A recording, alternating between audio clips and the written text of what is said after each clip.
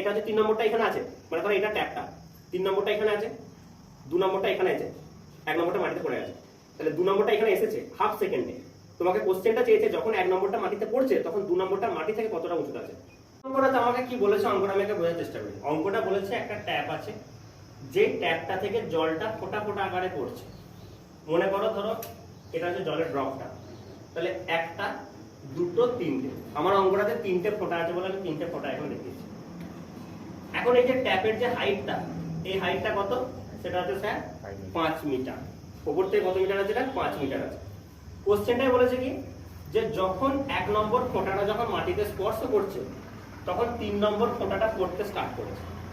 মানে এখান থেকে পড়ছে, তো এ যখন এখানে এসে পৌঁছে গেছে তখন এখান থেকে শুরু হচ্ছে। আমাকে কোশ্চেনে কিন্তু এটা চাইনি, কোশ্চেনে বলেছে যে মাঝের ফোঁটাটা ভূপৃষ্ঠ থেকে কতটা উপরে আছে।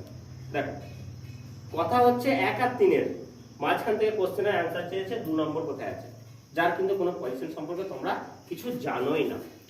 তাহলে সেটা করার জন্য আমি কি করব, সবার প্রথমে আমি দেখে নিচ্ছি যে এই যে ফোঁটাটা যে 5 মিটার দূরত্ব কভার করছে তার জন্য তার সময়টা কত লাগবে। আমরা একটা ফর্মুলা জানি, H equals to ut plus half of gt square। প্রাথমিক গতিবেগটা হচ্ছে 0, তার জন্য h সমান কি হলো হাফ gt স্কয়ার। এখান থেকে t সমান পেয়ে যাচ্ছি রুট ওভার অফ 2h/g। এখানে h টা কত 5 মিটার, g টা হচ্ছে 10। তাহলে আমি দেখতে পেলাম 1 সেকেন্ডে এই ফোঁটাটা এখান থেকে এখানে এসে পড়ছে। তাহলে 1 নম্বর যে ফোঁটাটা আছে যেটা মাটিতে এসে পড়ছে সেটা 1 সেকেন্ডে এসে পড়ে গেল। এখন কি বলা হচ্ছে কোশ্চেনটাতে, যে জলের ফোঁটাটা কিভাবে পড়ছে, রেগুলার ইন্টারভাল অফ টাইমে, মানে একদম টপ টপ করে পড়ছে। যখন দেখবে ট্যাপ থেকে বা কোনো জায়গা থেকে যখন জল পড়ে তখন এরকম ভাবে একটা ফোঁটার সাথে আরেকটা ফোঁটা কিন্তু গায়ে লেগে পড়ে না। যদি তুমি ড্রপার আকারে ফেলো দেখবে প্রথমে একটা পড়ছে, তারপরে আবার পড়ছে, তারপরে আবার পড়ছে, মানে যেটাকে আমরা বলতে পারি একটা পিরিয়ডিক মোশন, একটা মানে একটা নির্দিষ্ট টাইম ইন্টারভালে কিন্তু একটা হয়। তার মানে এই ফোঁটাটা আর এই ফোঁটাটার মধ্যে যে সময়ের পার্থক্যটা সেটা কত, সেটা হচ্ছে হাফ সেকেন্ড।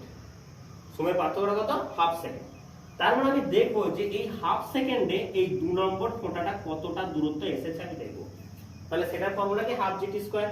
তাহলে এখানে আমি হাফ, g এর মানটা হচ্ছে 10 আর t এর মানটা হচ্ছে 2, তার স্কয়ার, হাফ মানে তো স্কয়ার করলে 1 এর 4 হচ্ছে 1.25 মিটার হয়ে গেল। তাহলে 1.25 মিটার হয়ে গেল কি, ওই 2 নম্বর যে ফোঁটাটা আছে সেই ফোঁটাটা এসেছে।